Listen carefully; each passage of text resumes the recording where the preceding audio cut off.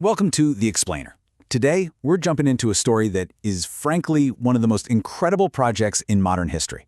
We're talking about how India, right on the edge of freedom, sat down and wrote its own destiny. A rulebook, a constitution, made for its people, by its people. All right, so let's get right into it. This whole thing didn't kick off with a polite letter. Oh no, it started with this powerful, almost defiant declaration from Jawaharlal Nehru. Think about it, 1938.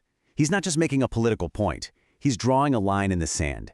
He's telling the British Empire, your time here is done. When we write our constitution, it's going to be ours. Your input is not required. You can just feel the shift in that statement, right? So, here's how we're going to break down this incredible journey. We'll look at the initial demand for self-rule, how that turned into a real plan, the actual building of the assembly, the vision they had for the new republic, and finally, the forging of the final document. Let's get to it. So where did an idea this big, this radical, even come from? I mean, a whole nation deciding to write its own rulebook. It wasn't a light bulb moment. It was more like a slow burn, you know? An idea that started small and just grew and grew until it became this unstoppable fire. And you can see that slow burn right here. It starts in 1934, just a proposal from one visionary thinker, M.N. Roy. Just a year later, bam, it's the official demand of the Indian National Congress. And then, by 1938, it's what we just heard from Nehru, not a request, but a full-blown, uncompromising declaration of independence. From one voice to a national roar in just a few years. Okay, so the demand is out there, but how do you get from a demand to an actual plan? Well, funny enough, world events, specifically a world at war, were about to force Britain's hand.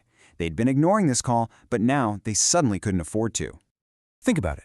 Britain is in the fight of its life in World War II. It's desperate, and back in India, its biggest colony, things are heating up. Britain needed India's support, its soldiers, its resources. So, those calls for freedom, they couldn't just brush them aside anymore. And this is where you can really see the power dynamics shifting. It's fascinating. First, in 1940, you get the August offer, which is basically a yes in principle, but with strings attached. Then comes the Cripps mission in 42, offering a concrete plan, but only after the war. India's leaders rejected that flat out. Finally, the war is over, Britain's position is weaker, and they come back with the Cabinet Mission Plan in 1946. This time, it's a real, workable blueprint. You can see them losing their grip step by step.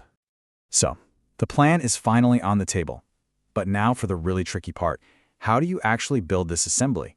Who gets a seat at the table to write the destiny of a nation? The number they landed on was 389, and this wasn't just pulled out of a hat. It was carefully calculated to represent the huge, diverse population of India at the time, roughly one seat for every million people. The goal was to make sure every corner of the nation had a voice. But here's where it gets kind of complicated. The assembly was this really unique hybrid. See, for the parts of India directly ruled by the British provinces, those 296 representatives were elected. But then you had the princely states, which were ruled by their own maharajas and princes. Their 93 representatives weren't elected. They were nominated by their rulers. So it was part democracy, part monarchy, all in one room. And when the elections for those provincial seats happened, the results were crystal clear. The Indian National Congress won a massive majority, 208 out of 296 seats. This gave them a really powerful mandate, you know? It essentially put them in the driver's seat for the whole constitution-making process. All right, so the assembly is formed. The who's who of India is there. But what kind of country did they want to build? This next part isn't about laws and clauses. It's about the soul of the nation, the big vision.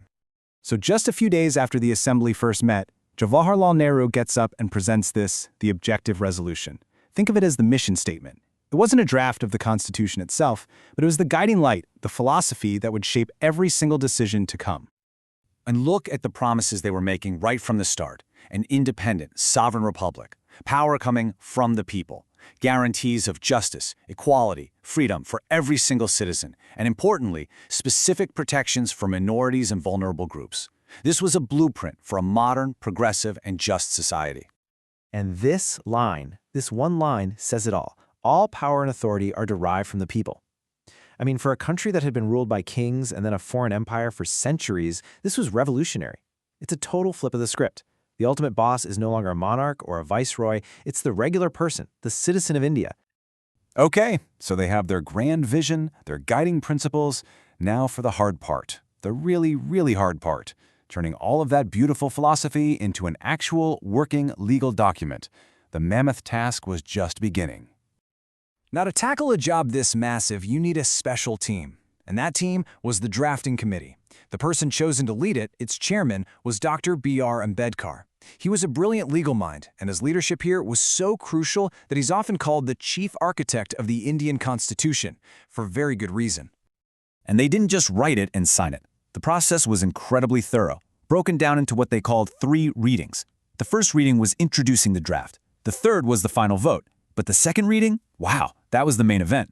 It was a deep, deep dive, clause by clause, line by line. They debated over 7,000 amendments. It was a marathon of debate to make sure every single word was right. And how long did that marathon take? 2 years, 11 months, and 18 days. Just think about that. Almost 3 solid years of debate, of drafting, of arguing and compromising to create what would end up being the longest written constitution in the entire world. So the final text was adopted on November 26, 1949. But they didn't put it into effect right away. They waited. They chose January 26, 1950. Why? Well, that date was hugely symbolic. It was the anniversary of the day back in 1930 when freedom fighters first declared Purna Swaraj, complete independence. It was their way of connecting the new republic directly to the heart and soul of the freedom struggle.